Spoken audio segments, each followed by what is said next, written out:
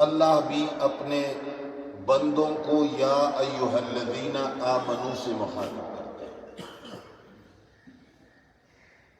دنیا میں اس سے میٹھا اور پیارا خطاب نہیں ہے، لیکن اس کی حلوت اور اس کی میٹھاس محسوس صرف وہ لوگ کر سکتے ہیں جن کو اللہ سے زیادہ محبت ہو۔ ظاہر بات ہے کہ جس سے جتنی محبت ہوگی اتنی ہی ان کی باتوں میں مزہ آئے گا، ان کے کلام میں اس کو لذت محسوس ہوگی، اور جس کے ساتھ محبت جتنی کم ہوتی ہے تو اس کے بات چیت اور اس کے کلام سے اس کو اتنی مٹھاس محسوس نہیں ہوتی۔ اللہ ہمیں صحیح محبت بھی اور صحیح مٹھاس بھی نصیب فرمائے۔ ایمان کے درجات ہوتے ہیں، جب ایمان کامل ہو جاتا ہے تو پھر انسان کا دل مساجد کے ساتھ لگنا شروع ہو جاتا ہے۔ ہمارے نبی جناب محمد رسول اللہ صلی اللہ علیہ وسلم نے ایک لمبی حدیث مبارک میں فرمایا، سبعۃ یظلھم اللہ تحت ظلہ یوم لا ظل الا ظل عرشہ۔ رسول اللہ صلی اللہ علیہ وسلم فرماتے ہیں کہ قیامت کے دن ایسا حال ہوگا کہ کوئی سایہ نہیں ہوگا، بہت لمبا دن ہوگا، گرمی بھی ہوگی، پریشانی بھی ہوگی، مگر 7 قسم کے لوگ ایسے ہوں گے، ظلھم اللہ تحت ظلہ یوم لا ظل الا ظل عرشہ۔ عرش کے علاوہ کوئی سایہ نہیں ہوگا مگر ان 7 قسموں والوں کو اللہ عرش کے سائے کے نیچے سایہ اور جگہ دیں گے۔ وہ 7 قسموں کے اندر ایک وہ شخص ہے قلبہ معلق بالمساجد، جن لوگوں کے دل مسجد سے لگے ہوئے ہوں گے۔ آدمی جب مجازی اس کو لڑاتا ہے، لڑکوں کو پتہ ہے، بوڑھے بھی اس میں ماہر گزرے ہیں، تو جب وہ کسی چیز یا کسی بندے کا عاشق ہو جاتا ہے تو اس کو دن اور رات گزرنے میں کیا محسوس ہوتا ہے؟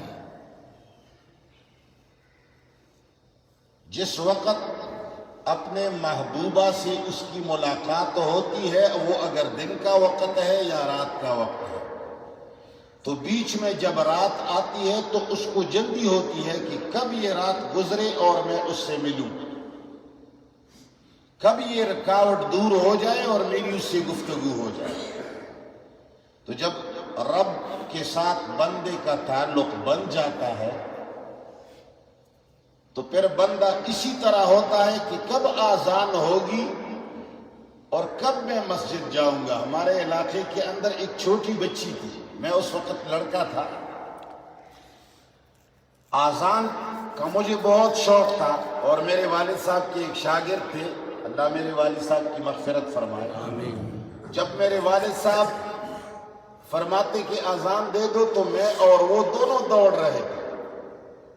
وہ چاہتا تھا کہ میں پہلے اذان دوں، میں چاہتا تھا کہ میں پہلے اذان دوں، تو ہم ایک قسم کے مؤذن تھے۔ تو ایک بچی نے اپنے گھر کے اندر ماں سے بولا کہ ماں چائے پکاؤ۔ ظہر کے وقت ہمارے علاقے میں چائے کا دستور ہوتا ہے، آپ لوگوں کے ہاں بھی شاید ہو، اکثر تو پٹھان ہوتے۔ تو اس نے، ماں نے کہا ہوگا کہ ابھی تک اذان نہیں ہوئی، انہیں ظہر ہونے دو پھر چائے پکا کے دے دیں گے۔ تو جیسے والدہ نے فرمایا کہ اذان نہیں ہوئی تو وہ بچی باہر نکلی، بہت چھوٹی تھی۔ اب ہم تو محلے میں گھوم کے کھیلتے تھے، تو وہ مجھے آوازیں دینے لگی، بہت زور زور سے آوازیں دینے لگی۔ میں تو کچھ بڑا تھا، وہ تو بہت چھوٹی تھی، اللہ نے اس کے دل میں رکھا تھا، اے فلان اے فلان، آؤ نا اذان دے دو تاکہ مجھے والدہ چائے پکا کے دے۔ اب اس کی محبت چائے سے تھی اور وہ سمجھ رہی تھی کہ اذان کا نہ ہونا اس میں رکاوٹ ہے، جا کے اب منیر شاکر اذان دے تاکہ چائے پک جائے۔ تو میں مومن جب رب کے ساتھ اس کی دوستی ہو جاتی ہے تو وہ چاہتا ہے کسی بھی طریقے سے کوئی بہانہ مل جائے، میں رب کے گھر میں جاؤں اور اس سے گفتگو کروں۔ تو اللہ فرماتے ہیں یا ایھا الذین آمنو، اے میرے عاشقوں، مجھ پر ایمان لانے والوں، پروردگار عالم ان سے خطاب فرماتے ہیں جو ایمان کے دعوے دار ہیں۔ تو کبھی کبھی آدمی ایک عقیدہ اور ایک مسلک صرف رواجن قبول کرتا ہے، اس کے باریکیوں پر اس نے سوچا نہیں ہوتا، اور اس کو بغیر تکلیف کی وہ چیز ملی ہوتی ہے تو اس کو اتنی محبت اور اتنی قدر بھی نہیں ہوتی۔ جس طرح کہ ہمیں اسلام آسانی سے ملا ہے، پاکستان میں، مسلمانوں کے ملک میں، مسلمانوں کے گھر میں، مسلمان والدین کے توسط سے اللہ نے ہمیں پیدا فرمایا۔ بچپن سے جیسے ہم سنتے چلے آ رہے ہیں، کلمہ سکھایا گیا، نہ ہم لڑے، نہ ہمیں مارا گیا، نہ ہم نے کسی کو مارا۔ اسلام، ایمان، اس کی قدر ہمیں بہت کم ہے، یہ بہت انتہائی عظیم چیز ہے۔ اللہ فرماتے ہیں آمنو، اے ایمان والو، آمنو باللہ، یقیناً ایمان لاؤ اللہ پر۔ تم لوگ رواجی مسلم تو ہوں گے، ممکن ہے رب کا نام سنا ہوگا۔ اللہ فرمائی یا ایھا الذین آمنو، اے ایمان والو، آمنو باللہ، ایمان راوڑے پا اللہ باندے، یقینی طور باندے راوڑے، حقیقی طور باندے راوڑے، لکھے خپل ایمان پا اللہ باندے، ورسولہ، او دا اللہ جل جلالہ پا رسول باندے، والکتاب الذی، او پا ہدا کتاب نزل اللہ، نزل علی رسولہ، چاہا اللہ نازل کڑے دے پا خپل رسول باندے، والکتاب الذی انزل من قبل، او ایمان راوڑے پا ہغا کتابونو باندے چھے نازل کڑی دی مخکد دینا۔ اللہ فرماتے ہیں اللہ پر اور رسول پر اور کتابوں پر ایمان لاؤ۔ مگر ایک بات یاد رکھنا، یہاں سب سے آخر میں اللہ نے کتاب کا ذکر فرمایا۔ میں اکثر لوگوں کو یہ کہا کرتا ہوں کہ جب کوئی کمپنی کسی چیز کو بناتی ہے، ایجاد کرتی ہے، تو اس چیز کے ڈبے اور پیکنگ کے اندر ایک چھوٹا سا کتابچہ بھی رکھ دیتے ہیں تاکہ یہ چیز کوئی خریدے۔ وہاں اس کا طریقہ کار اس میں لکھا ہوتا ہے کہ اس مشین سے آپ اس وقت استفادہ کر سکیں گے جب آپ اس کتابچے کے مطابق اسے استعمال کریں گے۔ تو رب العالمین نے اس پوری کائنات کی تخلیق فرمائی ہے، وہ موجد ہے اس کا، رب العالمین نے اس کی ڈائیگرام کو ترتیب دی ہے. سب سے بڑا ماہر کائنات کا وہی ہے. انسان کو اس نے بنایا. جنت بنانے والا بھی وہی, جہنم بنانے والا بھی وہی, سانپ اور بچھو پیدا کرنے والا بھی وہی, مصائب کا پیدا کرنے والا بھی وہی, آلام شدائد اور سارے دردوں کا بھی وہی خالق ہے, سکھ اور خوشیوں کا بھی وہی خالق ہے, مزے اور صحت کاملہ کا بھی وہ خالق ہے, ہواؤں اور سورج اور چاند کا بھی وہ خالق ہے. میرا مقصد یہ ہے کائنات میں جتنی بھی اچھی یا بری چیزیں ہیں خالق اس کا اللہ ہے. رب العالمین نے جب اس کائنات کو مرتب فرما دیا تو اس کے ساتھ ایک کتاب اور ایک معلم بھی بھیجا. معلم کا نام نبی اور رسول ہوتا ہے اور کتابوں کی مختلف نام. سب سے آخر اور سب سے اعلیٰ کتاب قرآن کریم ہے. اس کے اندر پروردگار عالم نے اس دنیا میں زندگی گزارنے کے لیے اور رب کو جیتنے کے لیے اور رب سے وفا کرنے کے لیے اس کو خوش کرنے کے لیے سارے گر اس میں ذکر ہیں.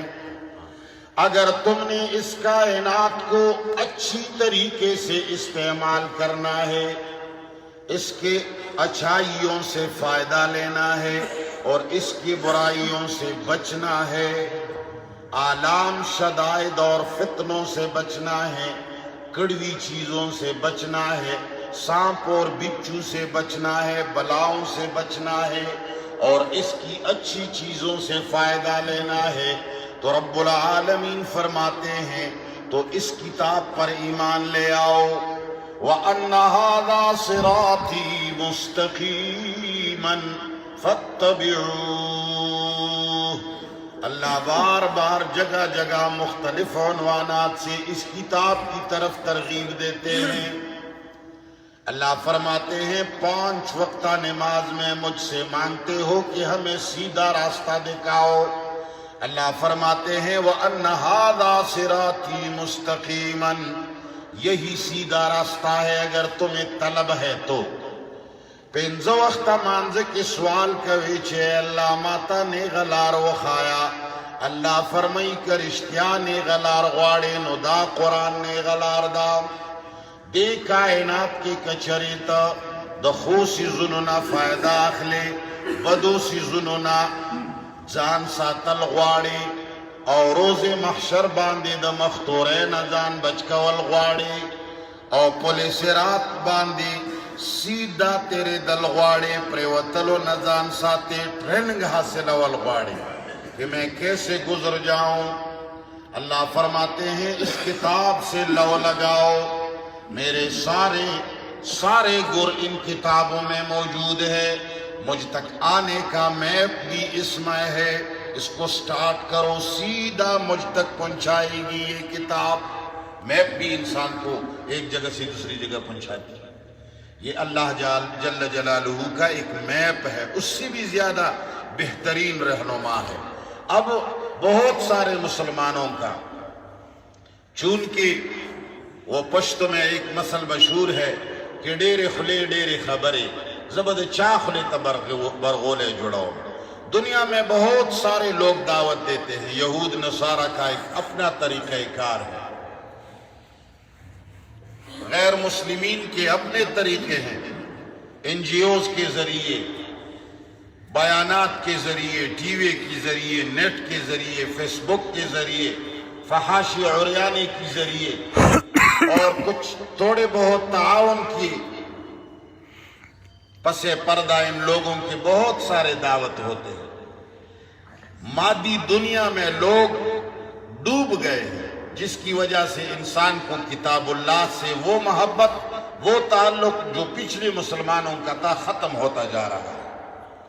مسلمان سارے کے سارے اس گھمنڈ میں ہیں اور اس غلط فہمی میں ہیں کہ ہمیں اللہ سے یہ نماز ملائے گی, ہمیں روزہ ملائے گا, ہمیں حج ملائے گا, ہمیں ذکر و اذکار ملائیں گے. نہیں, یاد رکھنا یہ چھوٹے چھوٹے پرزے ہیں دین کے، اس کو آپ اہمیت دیں، زیادہ اہمیت دیں، بہت بڑا کہیں، لیکن ہے یہ دین کے پرزے۔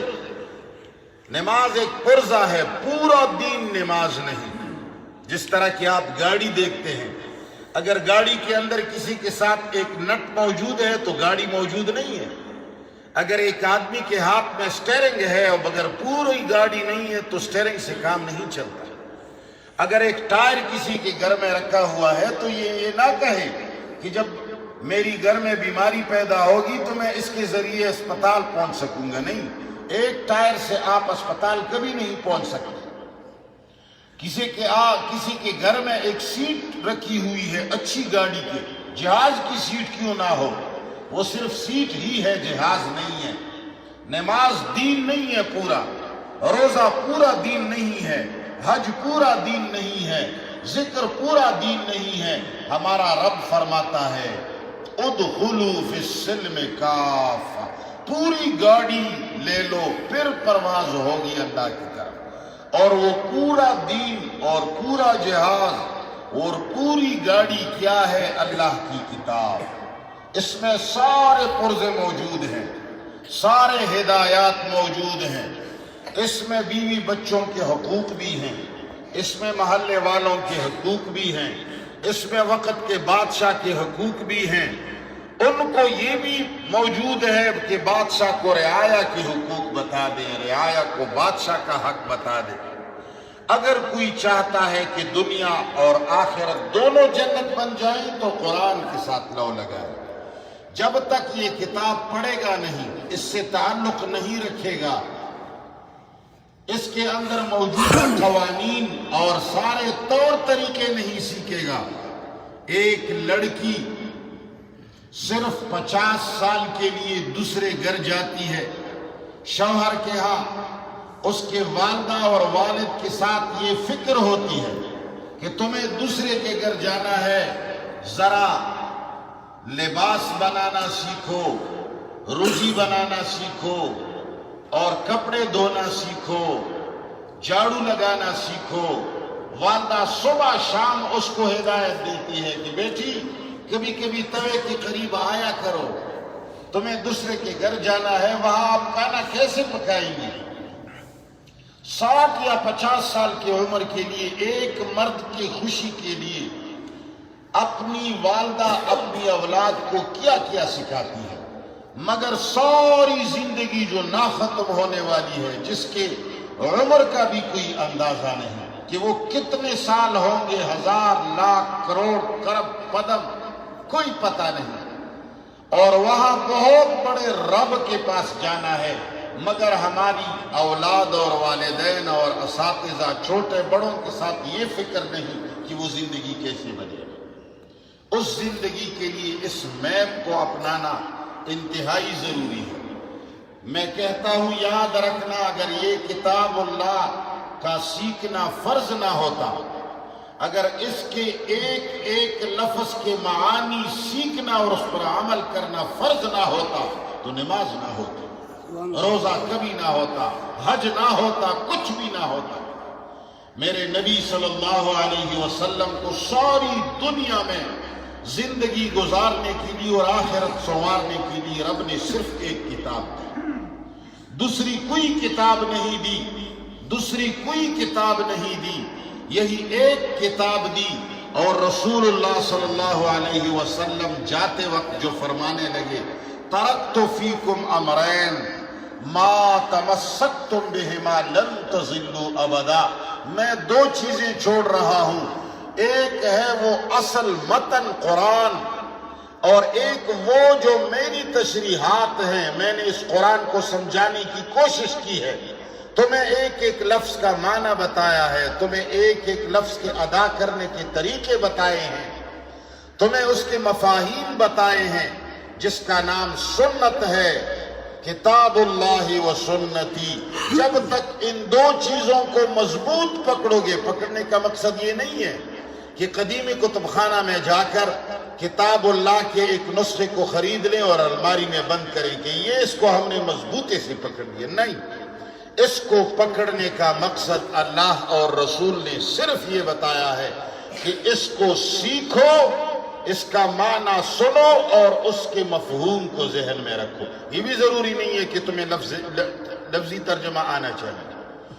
آدمی بوڑھا ہوتا ہے، کبھی لوگ کم ذہن ہوتے ہیں، ان کو چیزیں یاد نہیں ہوتی، مگر درس قرآن میں بیٹھنا، اس کا معنی سننا اور اس کو دیکھنا، اس کے معنی اور مفہوم کو ذہن میں بٹھانا فرض ضرور ہے۔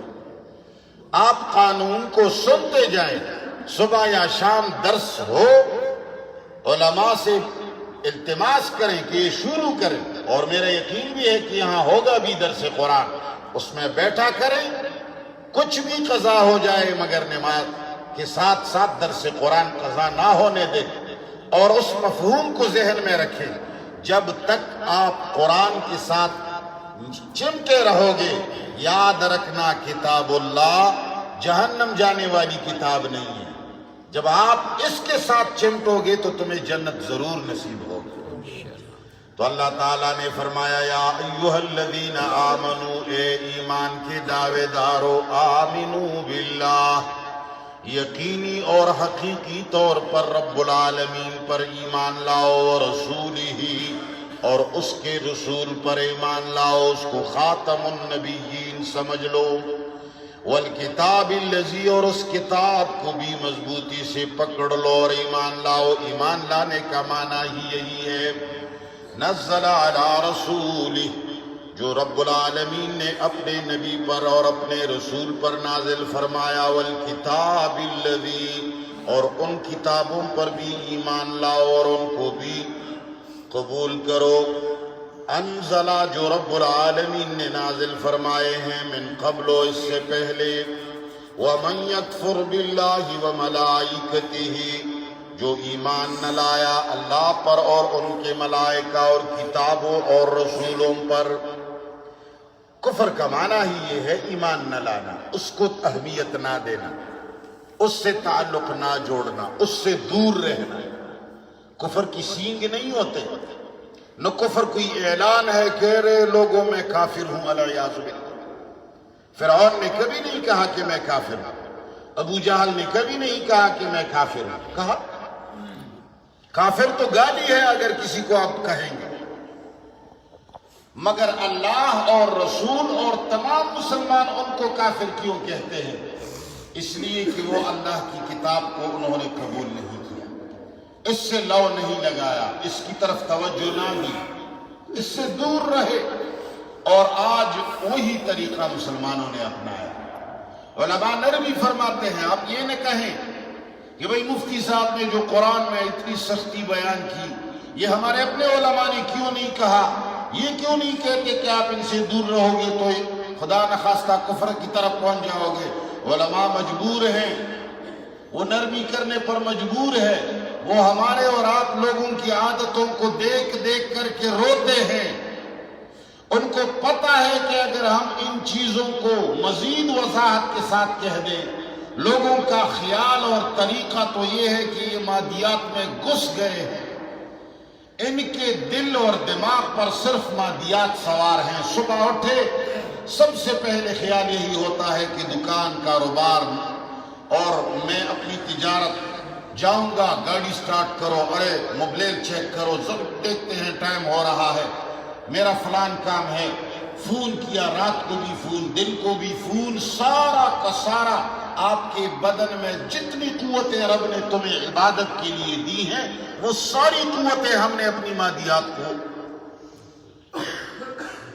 صدقہ کر کے دے دی ہے۔ سب کچھ ہم نے دے دیا ہے، ہمارے پاس اللہ کے لیے کچھ باقی نہیں ہے۔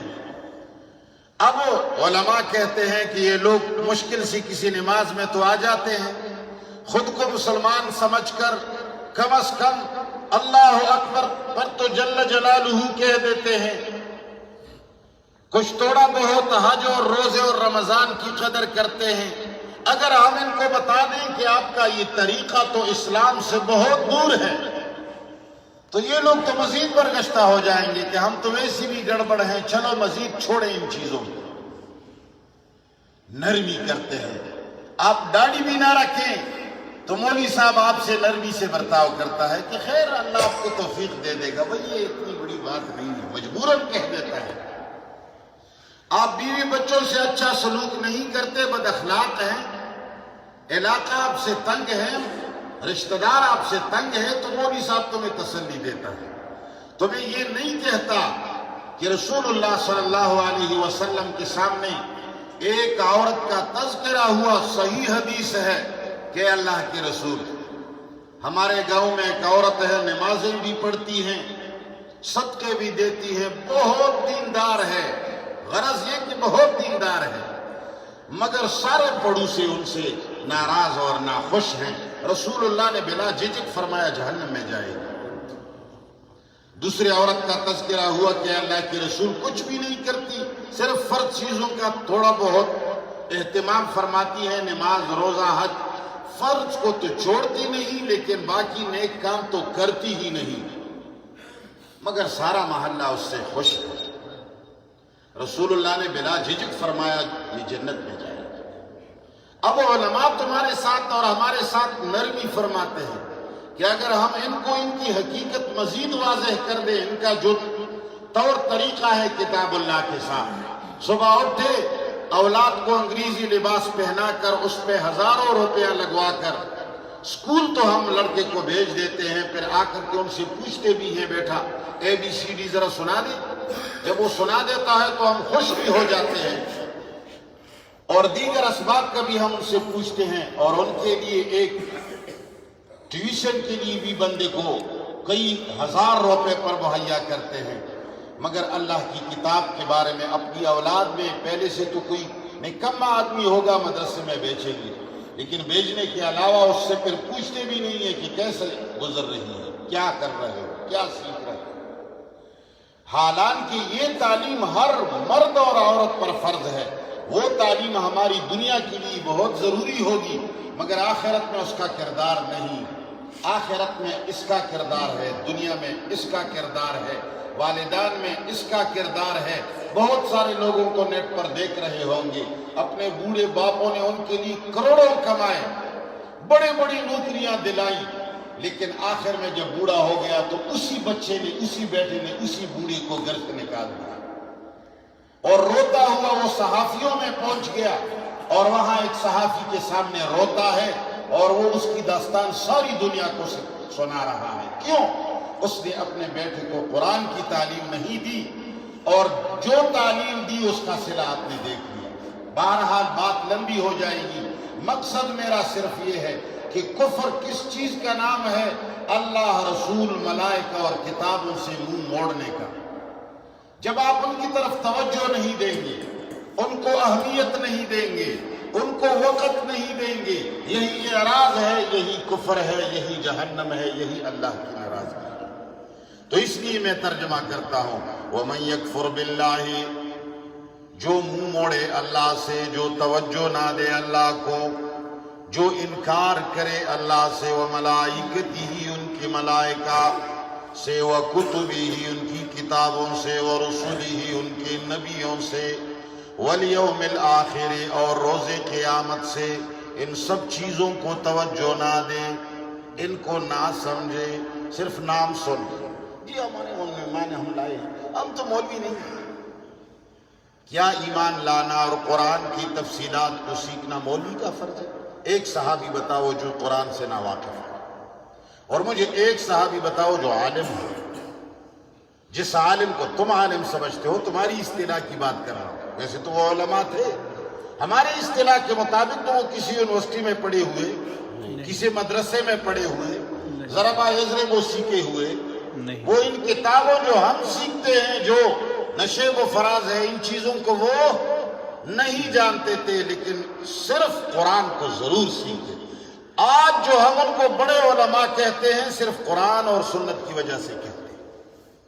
تو اللہ فرماتے ہیں جو ان چیزوں کو توجہ نہیں دیتا، ان سے منہ موڑتا ہے، فقد ضل ضلالا بعیدا، یہ لوگ جو قرآن اور سنت اور ان چیزوں کے قریب نہیں آتے، ان سے منہ موڑتے ہیں، 60 70 80 سال کی عمر کے بوڑھے سے پوچھ لیتے ہیں قرآن ترجمہ آتا ہے؟ نہیں سیکھا. اسی کو منہ موڑنا کہتے ہیں.